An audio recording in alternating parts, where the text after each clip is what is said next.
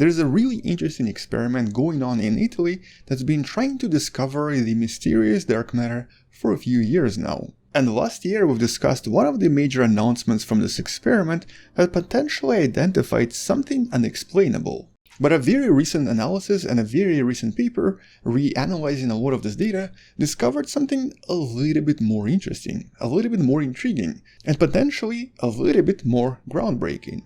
Hello wonderful person, this is Anton, and today we're going to be discussing this particular study that suggests we might have actually discovered dark energy, the concept that we kind of know even less about. So let's discuss this in more detail and talk about some of the potential discoveries coming out of the study. First of all, quick reminder, and I guess quick clarification. Dark matter, despite its somewhat unusual name, does not necessarily mean that it's some sort of a particle. It's more of a phenomenon. An unexplained phenomenon that seems to cause a lot of matter in the universe to sort of stick together a little bit more, and to cause certain increases in mass where there should be none. We've discussed this idea a lot before, and I've also discussed a lot of the proofs behind this, but at the moment nobody really knows what's causing all of these effects.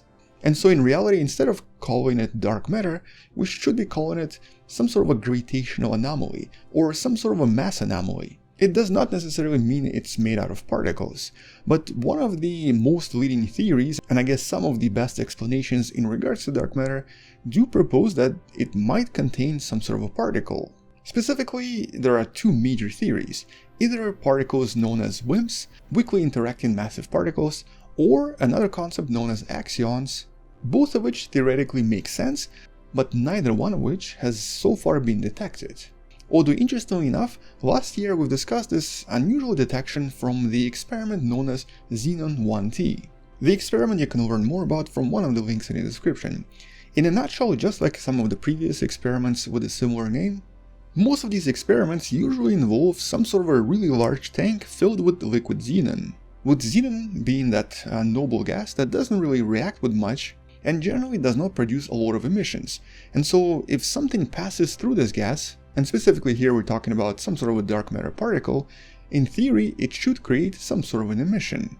And so a lot of these tanks will also often contain some of the most advanced sensors in the world. Here's actually the image from this particular experiment, with each of these sensors being able to quite accurately detect and position every single particle that interacts with that particular tank of xenon.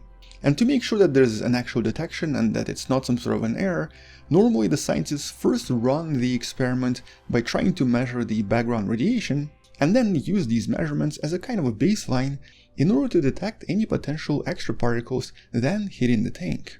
And so it just so happens that the data released from last year, with the data itself representing the collection for approximately 2 years between 2016 and 2018, detected 53 extra events on top of the 232 background radiation events that were expected from this particular experiment, which presented a lot of interesting opportunities to study and to try to figure out what exactly it is that the scientists have discovered. But in order to analyze the actual interaction of particles with the tank of xenon, the scientists had to rely on the mathematical models, mostly because, well, the only data they have from all of these detections is the amount of energy that's being produced by every single particle interacting with xenon. And so if the mathematical model for example, dark matter axions matches the observations, in this case it would mean that we've finally detected dark matter. But unfortunately, the original predictions or the original analysis determined that it's very, very unlikely for these particular particles, these 53 extra detections, to be axions, or to be any kind of a dark matter particle that we originally predicted. Mostly because, well, there were just too many. We would require a lot more of these axions everywhere in the universe for this amount of extra detections to be then discovered here on planet Earth. Or in other words, we would just require way more dark matter everywhere. And that doesn't exactly match with the theory and the original prediction. And so a potentially different explanation was required to explain these 53 extra detections, which is what the scientists have been trying to do for the past year and a half now. They've been trying to figure out what exactly can be used to explain, and so the scientists behind the paper you can find in the description below constructed an entirely new model in order to try to explain the observations, and their physical model seems to fit almost perfectly. But strangely enough, their model does not focus on dark matter at all. It focuses on that other, even less understood concept, dark energy. Alright, so what exactly is that? Well, it's that other concept we know so little about. I think in the past I've probably made about 3 to maybe 4 videos in the last few years, and that's how little we know about dark energy. It's that stuff that we believe exists everywhere in the universe, and it's that stuff that seems to encourage and increase the acceleration of the expansion of the universe, but we don't really understand what's causing it and how exactly any of this works. We only know about this mathematically. It seems to represent approximately 68% of everything in the universe, with approximately 27% being the mysterious dark matter, and everything else being the stuff we're familiar with, the things we're made out of. But whatever dark energy is, it does seem to be an actual phenomenon as well. It seems to somehow accelerate the expansion of the universe, something that has been proven over and over again using different experiments. There's actually at least one major experiment trying to figure this out, known as the Dark Energy Survey. Ironically though, instead of discovering more about dark energy, in the past this experiment has allowed us to discover some of the least visible objects in our own solar system and also in the vicinity in our own galaxy. We still haven't really learned much about dark energy itself from this particular experiment. And generally the way that these experiments work is by trying to look really far away into outer space in order to measure the actual speed of the expansion of the universe. And by doing this, we're hoping to understand what exactly is causing this and what exactly is going on. But in terms of the actual explanations for, I guess, a potential particle or whatever else is causing all of this, there are just not a lot of explanations. For example, in most astrophysics textbooks, or I guess even most scientists today, will actually say that it's just part of the equation, it's just part of mathematics. Nothing is causing this except for the universe itself. But this particular explanation does not really satisfy everyone.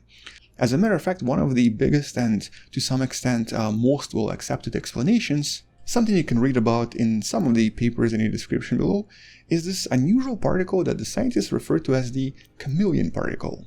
And it's called chameleon because of its ability to sort of blend in to various types of environments. Or to be more exact, they're sort of able to change their mass and even probably other properties based on the amount of mass present around them, based on the total density. And so if they're located inside a high density area, such as for example inside some sort of a planet, even though their mass is going to become really large, they're not going to be producing a lot of force. They're only going to be pulling things apart at a really small radius of about 1 millimeter. Yet if these particles reach low density areas, so basically somewhere in between galaxies, somewhere in between galactic clusters, their mass will suddenly decrease dramatically, but at the same time they suddenly acquire an ability to influence objects really far away. Which basically means that they change depending on the location where you find them. And so to try to explain this, the scientists once again focused on the sun, but in this case a specific area of the sun known as the tachocline.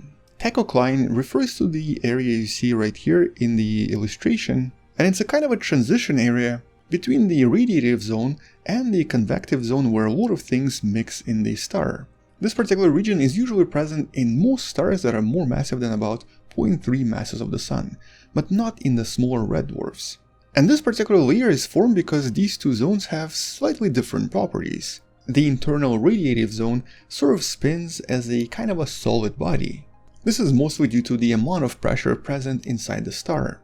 But the outer region moves more like a fluid, and because of this there is a kind of a friction or a kind of a shear created between these layers, which the scientists believe is also responsible for creating tremendously powerful magnetic fields in the sun itself. And so tachocline is very likely an extremely magnetically charged area with a lot of other extreme effects as well. And so in this case the scientists wanted to see so what would happen if a hypothetical chameleon particle passed through this particular region and interacted with the extremely powerful magnetic fields present in the tachocline of our sun. And it looks like, according to the scientists, mathematically it's definitely possible. It looks like if a dark energy particle was present in this highly magnetic area, and then essentially interacted with the powerful magnetic field present in the tachocline, it would sort of get coupled with the dark energy particle, with the chameleon particle, and would produce what the scientists refer to as the dark energy quanta, which would then travel toward planet Earth and would then interact with xenon, producing the observations with the exact properties detected in the Xenon 1T experiment. Or in other words, they believe that the dark energy particles inside the Sun very likely were responsible for the 53 extra detections that we've discussed last year. Now, this by itself right now is a really exciting study and also a really exciting proposition. Mostly because it suggests that we can use these unusual xenon-based detectors to not just look for potential dark matter, but to also look for dark energy, or at least one particle possibly responsible for the effects of dark energy. Although that's of course assuming that those original detections from 2016 to 2018 were not a fluke. For all we know, it could still be explained using something entirely different, possibly even some sort of interaction we never really considered.